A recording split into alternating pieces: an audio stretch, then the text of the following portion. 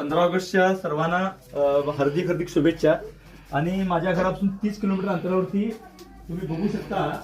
आणि एक 8 दिवसापूर्वी हा साप इथं आला होता. 8 दिवसांनी दिसतोय. दुसरं आश्चर्य की सापाबरोबर आम्ही राहत असतो. 8 दिवसापूर्वी दिसला म्हणजे, आणि तो स्वतःहून काय करत नाही आणि धोकादायक पण असू शकतंय. आणि तिसरी जी महत्वाची गोष्ट आहे की मागील वर्षी या दिवशी मी हा गावात साप पकडला होता. अशा आश्चर्य पण आमच्या कामात घडतात, हे तुमच्याशी मी शेअर करतोय. हा साप मी 30 किलोमीटर अंतर पार करून येईपर्यंत इथं असा थांबलो, लक्षात घ्या. जसा कोणीतरी आणून थांबवलंय त्याला.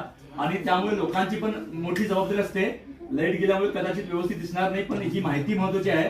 आणि आपल्या आजूबाजूला असे साप राहतात. जुन्या घरात लोकांनी काळजी घ्यायला हवी. आणि हा नाग साप आहे, साधारण 3 वर्षाचा असू शकतोय.